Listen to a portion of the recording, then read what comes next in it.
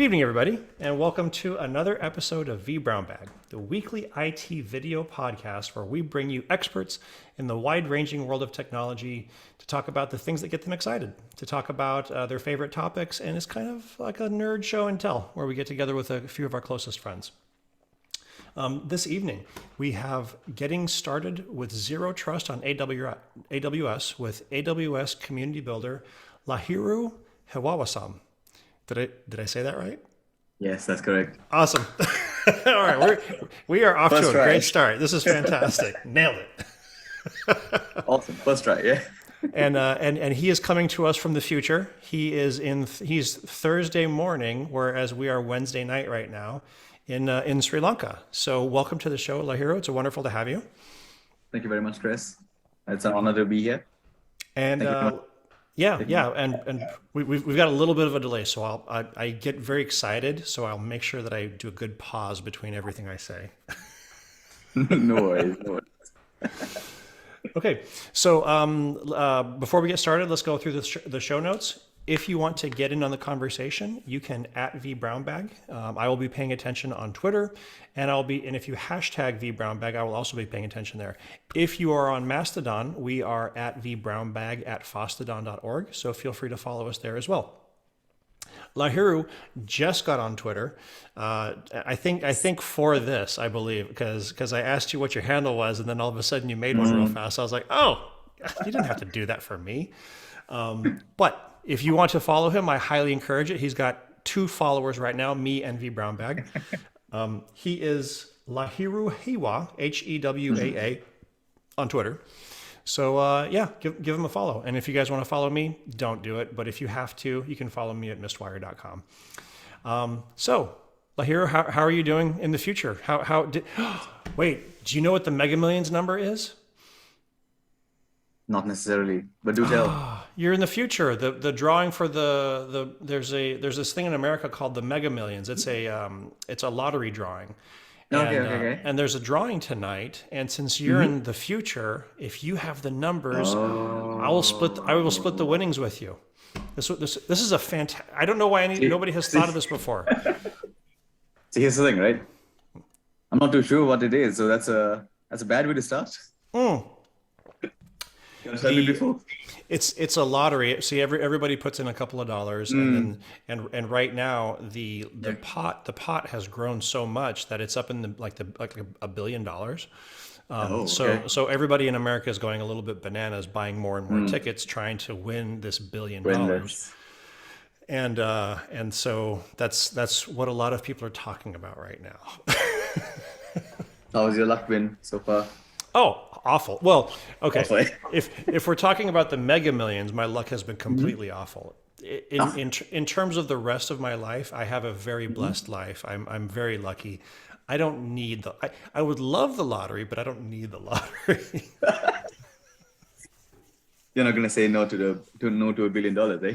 I would not. Well, see, the tax man comes and gets you. He takes like 800 million out of it, and you're left with a paltry 200 million. So I would grudgingly take the 200 million. Always the difficult choice. I do it. I do it though, just on principle. Yeah. Okay, all right. I am going to stop sharing and shut up because I have been wanting to learn about Zero Trust in AWS for a long time. And when you submitted your paper, I was like, oh, this is the perfect opportunity. I have not done any additional homework, so I'm going to ask all of the dumb questions. This is perfect for me because I'm very good at asking dumb questions. So if I can't answer them right now, I will get back to you, and we can post it for everyone to know, right?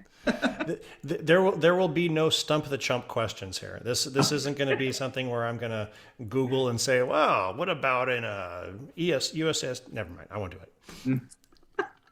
No worries. So let me share my screen, and we can get started. Awesome. I see your screen. Awesome. Can you see my screen now? Yep. Awesome. So I love the background. It's the user group background. yes, it is. So I've been dabbling with the whole template, and then decided to use the same thing here as Works very well. well. I love the colors. Thank you. So, like you said, we'll be talking a bit about zero trust on AWS, and basically it'll be how you can actually get started. Because what I've seen in the industry is that zero trust is still just a buzzword. Hmm. No one really knows what it is, or everyone says that they know it, but when you come to really understanding the core principles of zero trust, they don't really get along together. Hmm. So I think you've already done this, so I'm gonna skip this. No, no, You've done no. Talk about yourself. This is the right. this is the So, good part. Come on now. awesome. So I currently work as the lead for global cybersecurity operations at Axiata Digital Labs. Like you said, I am an AWS community builder, a zero trust advocate, and a technical content creator. So I have my technical content portfolio. Hmm. So that is also something that I'm passionate about, except for when I'm not talking about zero trust. So today, we'll look at what zero trust, what is zero trust in the first place? Why do we need it? Right? There are sort of principles that I would like to go through before actually getting into the nitty-gritties of zero trust and how we can actually protect our infrastructure or our resources, the capabilities of zero trust or the pillars of zero trust, and finally, how does zero trust look on AWS? And also how it'll look with our serverless workloads, because it can change, but the principles are the same. It's just how we apply it. So without further ado, now NIST basically defines zero trust with this simple, quote or description. So what it basically says is move away from static network-based perimeters and focus on your users, assets, and resources. Now, it also says not to grant implicit access just because a user is solely on a network, or just because your EC2 instance is on a separate VPC, right? Don't grant access like that. Always have a risk-based approach or a verification before you grant access to your data. It's as simple as that. So, like I said, why do we need zero trust? Now, this is a common question that I get asked because we already have a perimeter-based security system in place. That's how we run all our workloads. But when you move to cloud and multi-cloud architectures, this is where the perimeter gets a bit mixed up, right? You can't really define a perimeter there. And especially with your workforce and the pandemic coming in, you have a lot of people working from home. Now, where do you define your perimeter there? Because at your house, the perimeter is your home Wi-Fi. Right? You can't really apply a lot of security controls there. So you move to the device. But if you secure the device, how do you secure your applications that are exposed?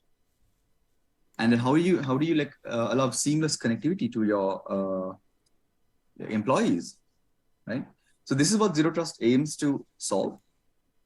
Basically, it moves away from the perimeterized approach and says that you not grant access solely based on the trust that you have, but always try to verify and authenticate all the requests that are coming in. Basically, without focusing on a different aspect, we consider security as a whole, thus reducing the complexity and cost for security controls, so that we don't we don't have duplicate controls working independently, but we have a couple of controls working together. Also, since we don't really stick to a specific technology per se, this allows businesses to use new and innovative technologies, so they can bring in different features of products and all that, but we will still apply the same concepts and protect them the same way that we've always done.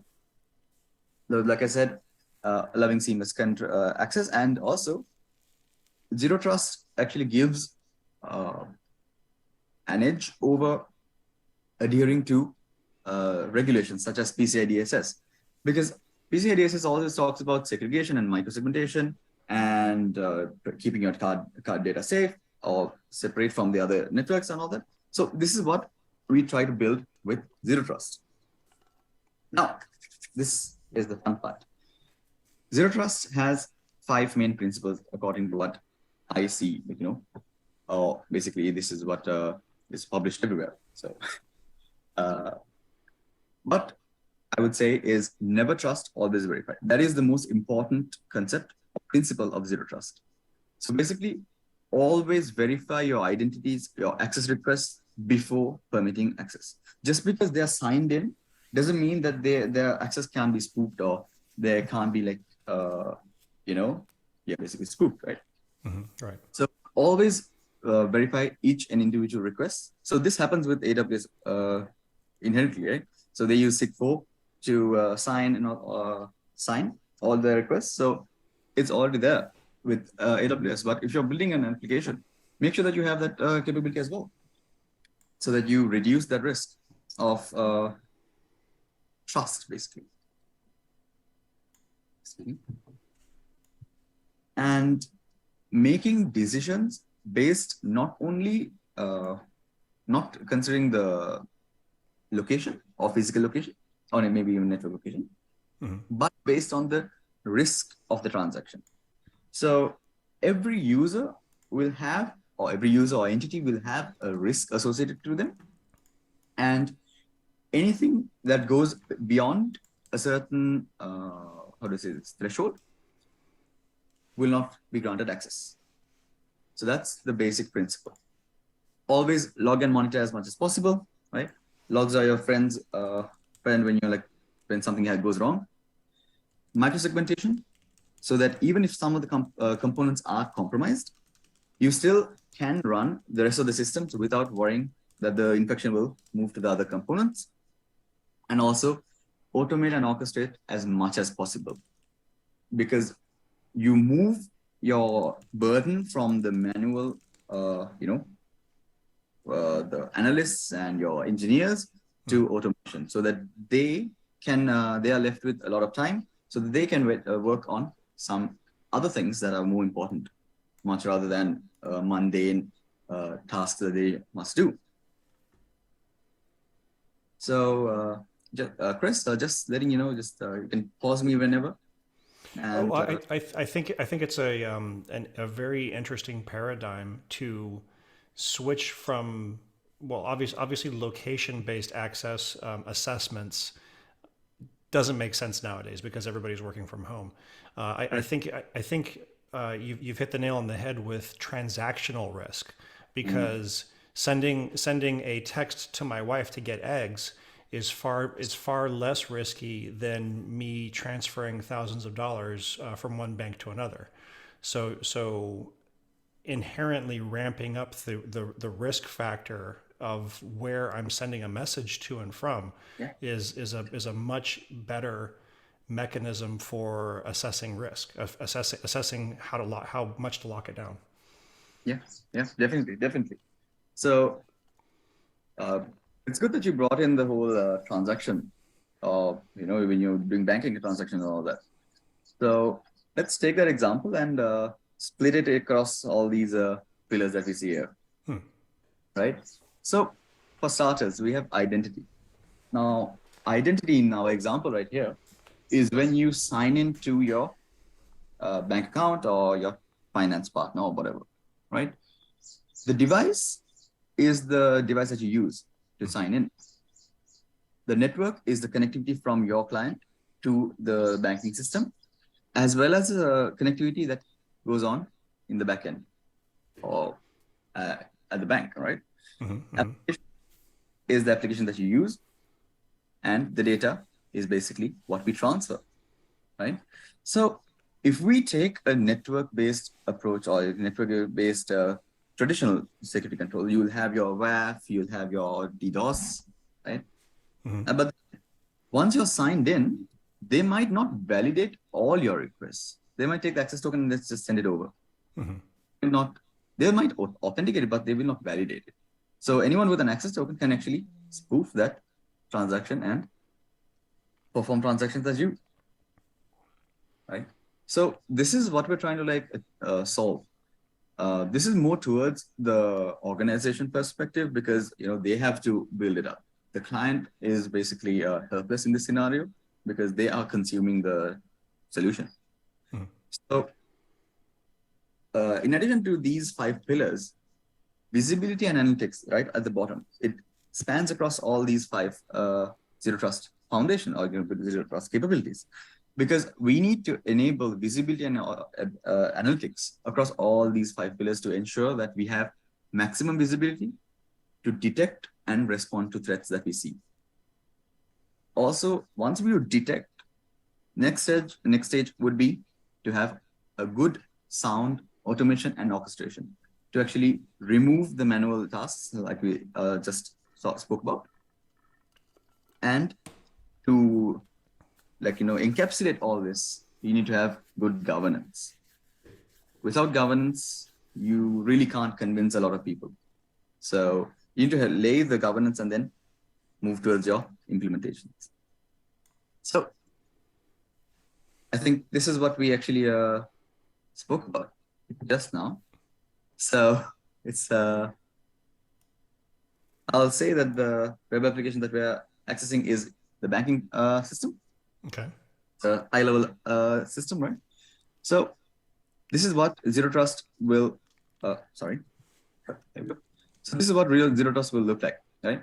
So once you sign in or to your application, right, they might have their own identity access management systems or controls. However, AWS in AWS you can use Cognito with your mobile application, and then you can manage your identities that way. And you have your CloudFront for your CDN and Shield for your DDoS, WebApp for web application protection. So if you see the architecture, the small workflow that I've drawn, the traditional security measures or the traditional workload security does not move away when you're talking about zero trust. They just work together and communicate well so that they don't act as independent components, but much rather than one single unit. So moving on, we have your application load balancer that takes a transaction, and then you have a bit of segregation here. So this is what I would like to highlight on, right? So a lot of people will think, okay, you have AWS and then you put everything into one account. If you don't have someone like you, Chris, guiding them, they'll put everything into one account, everything in one VPC, everything in one subnet, and then they're like, yeah, it works, right? I mean, technically it works. You can use the default VPC and it still works.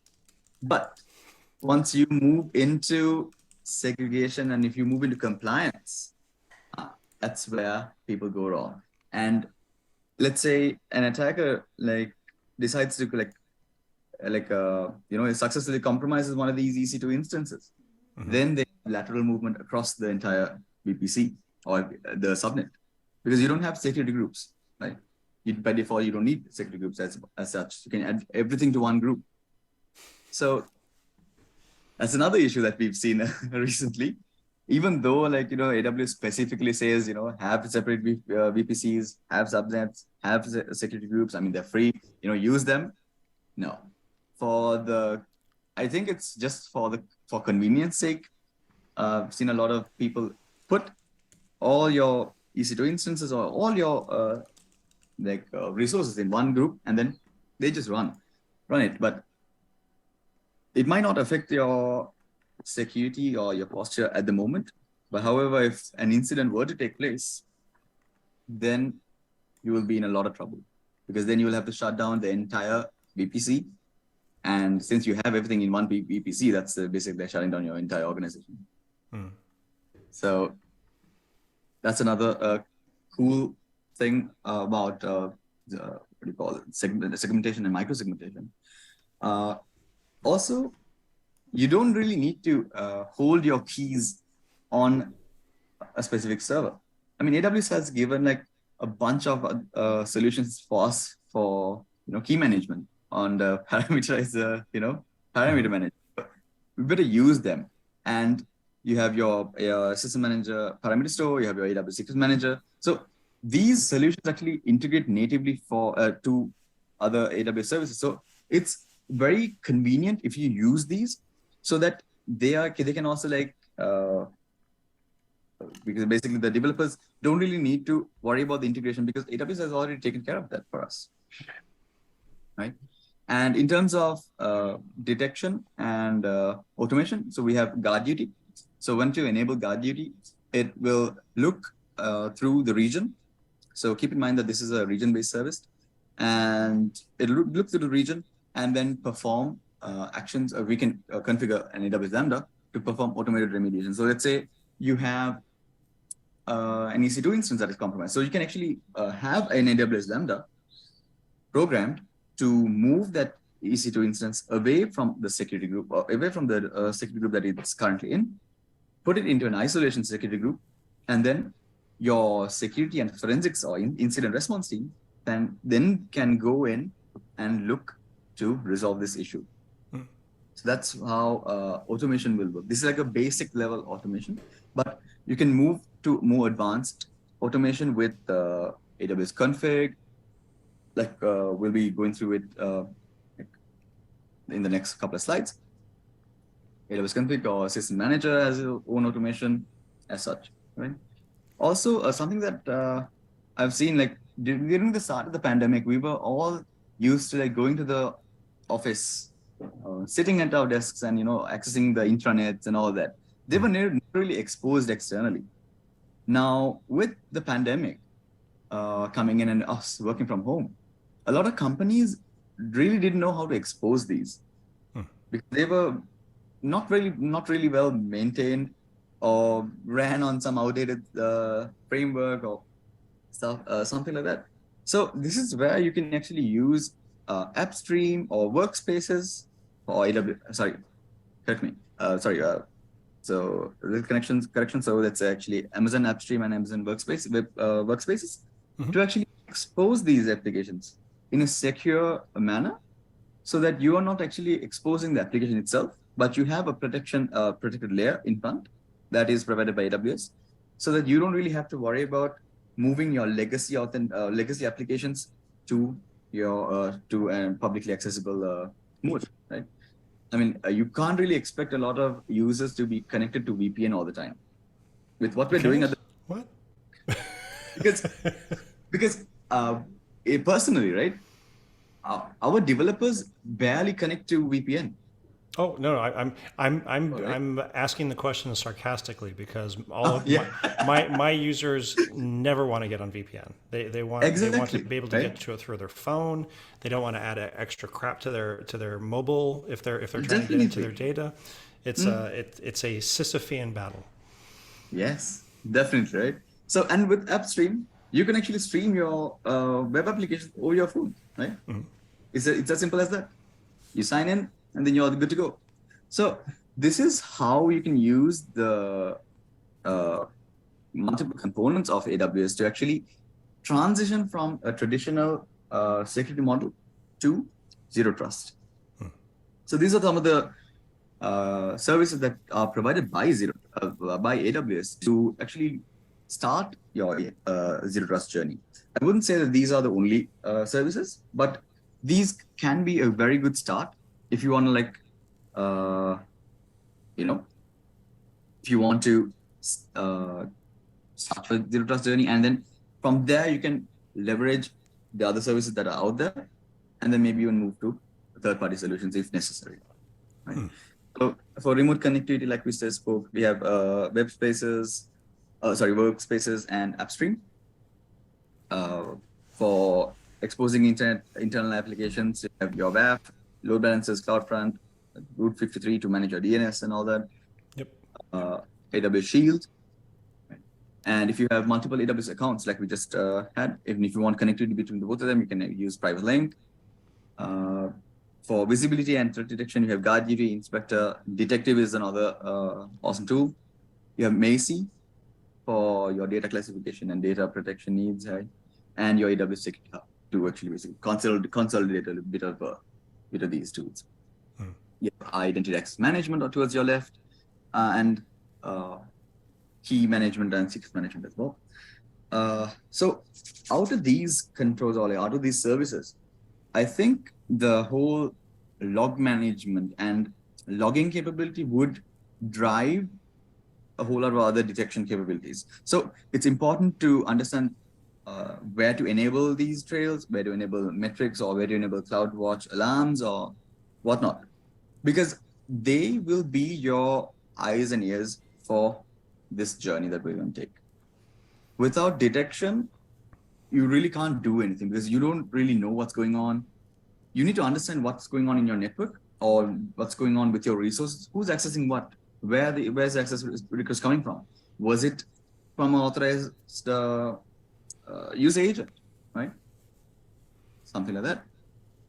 So, like I said, again, for automation, we have AWS Lambda, System Manager. That's the way to go. And charting back to the basics, you have network access controls to the right hand side. You have VPCs, ACLs, internet gateways that you can use, and also your basic security groups as well. So when you put everything together, when you put all these components together, you will be able to distribute these groups or these services amongst the 5 pillars that we spoke about, and basically cover everything that we're trying to protect. Right.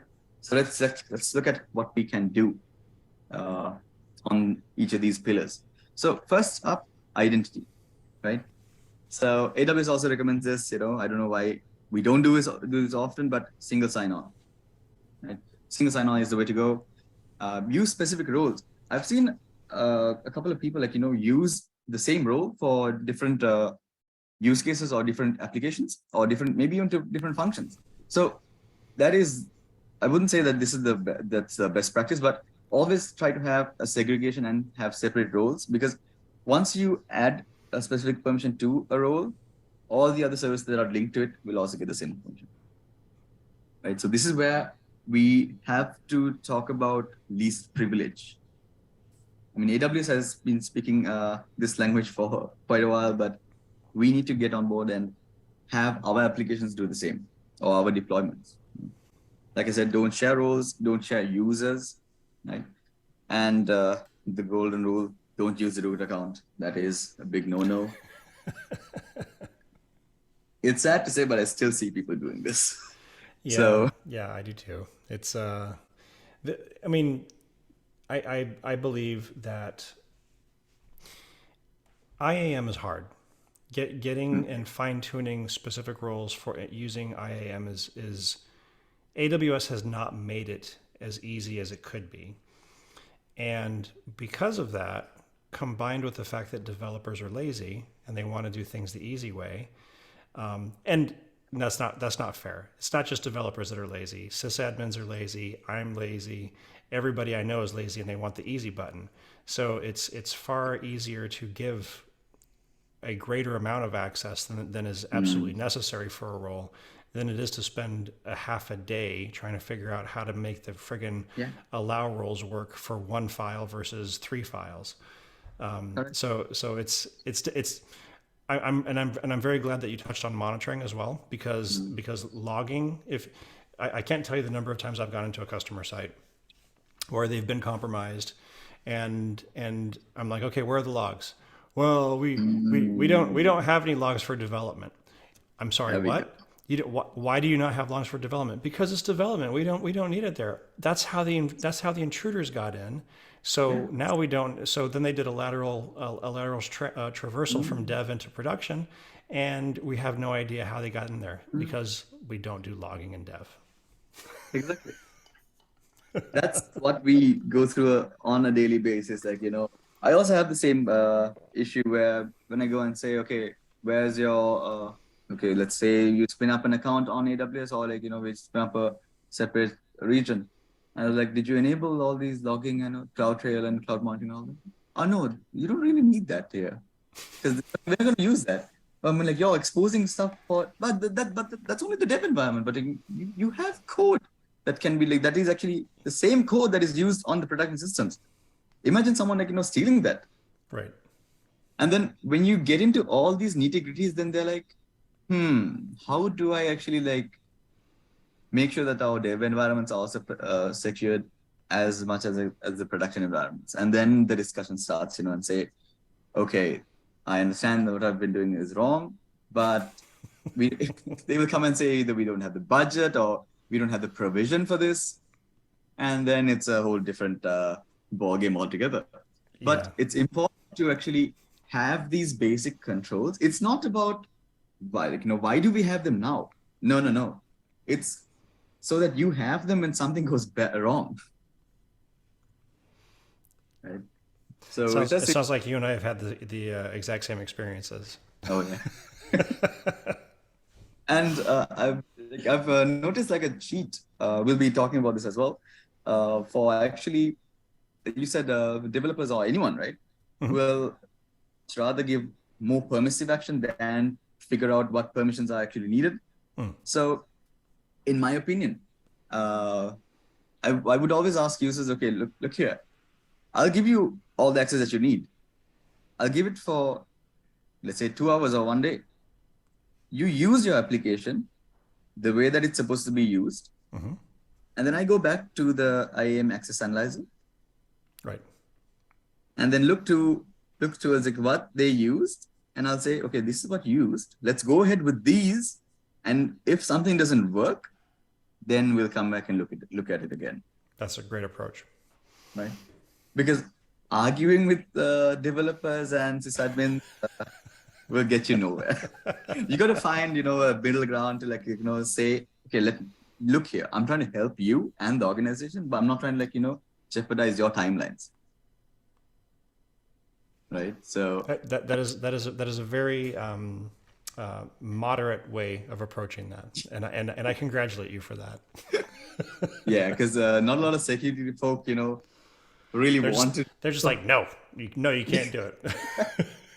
Exactly, right? So I've changed a bit when I joined ADL. So that because I deal with a lot of developers and all that. So I really had to change what I thought about as well. So for anyone who's watching, if you want to deal with developers, give a sense of importance to them, and just yes, yes, we're all people trying to drive a business at the end of the day. So, like I said before as well, use separate accounts for different use cases. Have a dedicated login account. Have a dedicated management account. Don't really put everything all together, because if that account is compromised, then maybe your logs will be compromised, or your access management will be compromised, or management, or whatever. Right? Have segregation in the accounts as well. We're not talking about the network here, but we're talking about the accounts itself. Next, we have always privilege and also SCPs or permission boundaries. This is something that I don't really see happening. So you might have access roles and all that, but always have an organization level SCP so that you don't accidentally give more permissive actions, permissive permissions. So that is something that you can actually have running. Moving on to device, right? So basically, let's talk about the whole remote working situation here.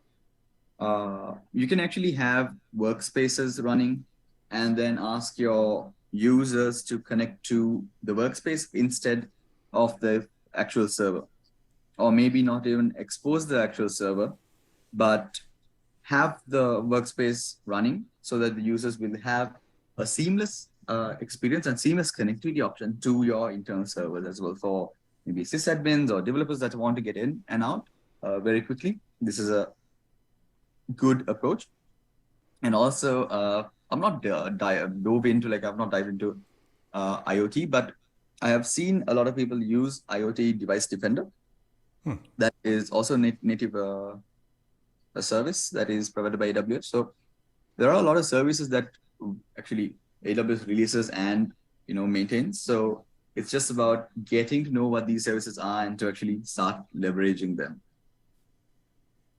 Next, we have network. Only thing that is actually coming in from the traditional side.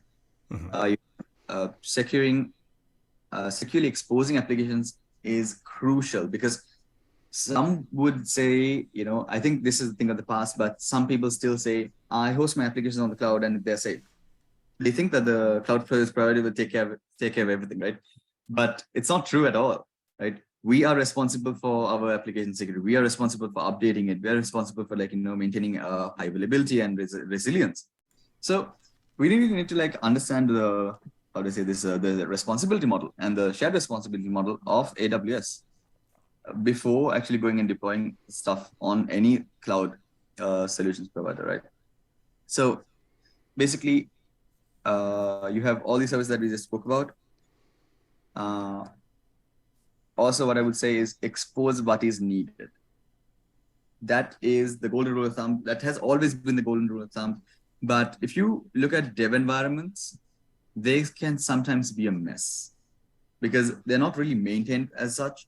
And then someone will go and say, okay, I need all the ports of the server to be exposed. But that is not how it's supposed to work. And especially in Zero Trust, we only allow what is needed. Also, if you have two different VPCs and all that, so you can use always enable private connectivity where public connectivity is not required. So you have next, we have the application and workloads pillar. So like I said, AWS does not protect your applications or your accounts. They will say, okay, there's something abnormal going on, but we need to step up and protect our accounts. So that is why they provide the specific services for us to do the monitoring. Mm-hmm. They will also do the monitoring on their infrastructure and on our root accounts and all that. But anything else, we have to monitor. That's the nature of the shared responsibility model. So for this, you have guard duty. You can have inspector running for your workloads. You can have detective and security hub as well. So like you rightly said, Chris, detection is a must. Enabling logging, right? Logging is also a must. So always implement all these features. And something that I see that is not really focused on is cloud security posture management. So you might enable guard duty to monitor your logs and all that. But what about the security posture of the cloud account or your AWS accounts, right? So you need to take that into consideration as well. So you have trusted advisor, you can use control tower to automate a lot of things and all that. So use these features correctly, I would say, and know what they're capable of. And also understand that some services are regional. So like guard duty, if you enable it in one region, doesn't mean that it's enabled across all regions. So that is something that I came up, faced recently. Someone went and enabled guard duty on one region and expected it to be turned on all the other regions that they have running, right? Yeah. That doesn't work like that. So, and if you're running multiple regions and multiple accounts, right? Or basically multiple regions, you can daisy chain the guard duty service so that you can daisy chain them to report to a centralized logging account or monitoring account as such, right? So that is something that you can enable to make life easy on your security team. So something that you can take into account. Protecting our data. So data is going to be the heart and soul of our organization, wherever we work, So it's important to keep them classified and encrypted. So if there are data on your S3 buckets and all that, you can use Macy to detect or discover and protect them, or basically classify them. Only allow access what is necessary. Like so, recently someone came up to me and asked, can I allow public access on this S3 bucket? I mean, there's nothing there. Can I allow public access? But I'm like, no, why? Why would you need public access, right? No, because I want to put one file and test. Now, no, you're not getting public access.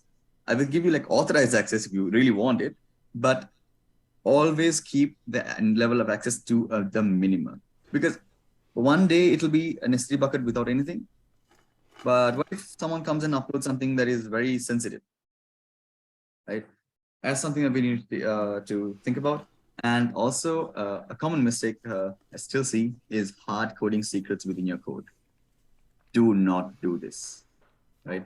So you have solutions like the parameter store or the secret manager, or you can use your own key management service, but don't hard code your secrets. That's developer like that's going to cause a lot of issues, compliance, and even if your source code goes out or someone were to get a hold of these access keys, that's going to be another problem. And rotating them is going to be very, very difficult once it's in production, right? Did you see that the thing that happened on GitHub the other day?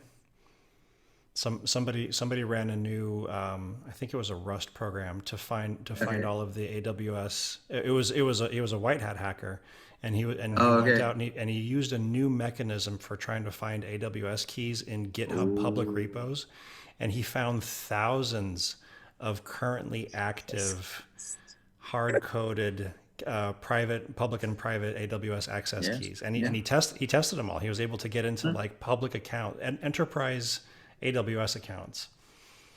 There we go. Right? I mean, it's as simple as that, right? So whenever you go and let's say you have a service account, right? People might come and say, oh, I have multi-factor authentication enabled on all my accounts, right? Mm-hmm. But what if you do, like, what do you do if your secret key is like compromised? Right. Oh, MFA for that. I mean, if someone were to get console or like API access, they can do whatever they want, right? Mm-hmm. Again, a lot of those keys were root keys and admin keys. There we go. I saw like GitHub introduce a new secrets detection tool, detection mechanism. Maybe it was after this whole scenario that played out. Maybe it was in the past couple of days. That would be a good reaction for them. So see again, like don't hard code stuff. Always keep a transient key or like any of your keys, right? In one of these key management services, right? That is actually one of the requirements of most of the regulations as well. Like PCI, even ISO has a bunch of key management best practices. So you really have to think about this when you're going into a production environment and all that, right? So visibility, like we said, enable all the logging and monitoring capabilities, and configure alarms and metrics, right? That's very important. Also, use AWS config, right? I think that is one of the most underrated services out there because it tracks everything. And it gives you like a very detailed timeline of what changes were done.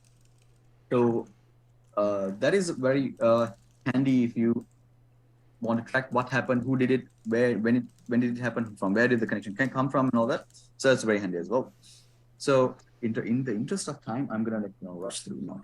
So I just looked at the clock and I was like, oh. We're having too much fun. I'll shut up. Yes. So next we have automation and orchestration, right?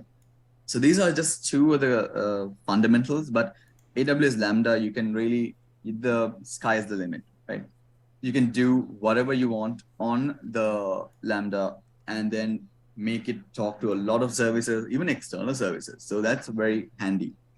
So you can use this to actually automate mostly anything that is running on AWS. So if you have the correct triggers, call a Lambda and do it. Like a previous example for quarantining a EC2 service, right? A EC2 computer server, right? Stuff like that. And then obviously governance. So one thing that I've noticed is not a lot of people know that you can actually get all the certifications and compliances that AWS maintains using their artifact service. So you have all your certifications that are needed for your organization's compliance or regulations. So if you're using AWS, you really don't need to go and ask a lot of people. You can just go to the AWS artifacts service and then pull all your artifact certifications and all that from that service, right? Then you have audit manager, inspector, config, and all that to actually monitor what's going on and apply governance controls. across your, accounts and infrastructure. Final portion, we're stepping into a bit of serverless. So the same concepts apply, right? Like I said, implement least privilege, right? Audit and remove unnecessary permissions. So this is where the IAM Access Advisor comes in. Like we discussed, Access Analyzer will come in handy for defining access to new roles that we have to create or new IAM users that we have to create. Set up permission boundaries, right? Use roles instead of long-term credentials. This is something that I would highly recommend, right? Don't give direct access keys, but have access keys loop back to roles, and have single purpose functions with dedicated IAM roles so that you don't actually share access amongst different roles, right? And then you have the network side. AWS does not secure your workloads, right? You need to implement the WAF. You need to implement the DDoS protection. You need to implement your segmentation. So that is very important. So always have WAF inspect and protect your web against your web threats. Have private API endpoints when public access is not required. Control outbound access of an AWS Lambda. I don't see a lot of people doing this. They will give unrestricted access to an AWS Lambda when it spins up, but control that access. Put it into a VPC. Segregate that, right? Use NACLs or network ACLs to actually restrict access. Enable audit of these VPC logs, right? That's very important because these VPC logs will be then transferred, or the same VPC logs will be taken into AWS Amazon Guard Duty. So that's another service that actually shares all these, right? And also use an API gateway to perform basic validation of API requests, much rather than just giving access just because it's coming in through this user. Use an API gateway, get the permissions done, get the authorization done correctly without exposing everything, and basically have a segregation between them as well. So, just some miscellaneous stuff before we wrap up. Ensure that the Lambda code does not have any vulnerabilities. You can use SNCC. That is something that we've used before to actually detect issues with the code or detect open source dependencies, right? Even though you're running code on AWS Lambda, it's still code. You still have libraries. You still have vulnerabilities within the library. So focus on that, right? You can use AWS Secrets Manager or Parameter Store to prevent hard coding secrets on Lambda. It might add a bit of overhead. It might add a bit of latency. So it's up to you. You really need to consider what you need, and security is always like a trade-off between performance and security. So you really got to find the sweet spot there. Audit the use of secrets, right? Always track what secrets are used, and also revoke secrets that are not used and rotate them frequently. So with that, I would want to wrap up and say, these are the key takeaways that I would want to impart, and hope that you will also use. Never trust, always verify. Never allow explicit access. Always implement least privilege. Ensure that each component supports the other. So what I mean by this is, don't have individual security tools running or security services. Make sure that they talk to each other. Make sure that they share telemetry or metrics, or have another indicators span across all these components, right? And basically streamline security. So Zero Trust is a very intuitive framework to actually streamline security and to reduce costs in your security journey.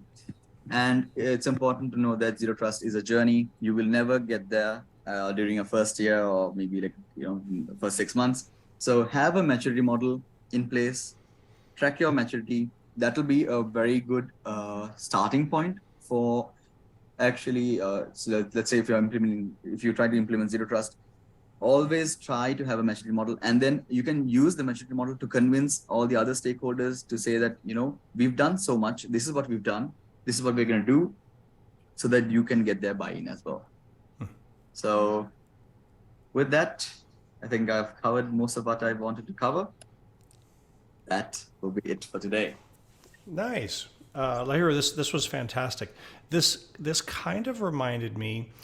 It's almost like it's the security pillar of the well-architected review, plus like a zero trust lens. They should make a zero trust lens for the well-architected review, and Yes. incorporate a lot of these recommendations into it. This was a fantastic overview. It's obvious that you have a lot of battle scars from incidents like this.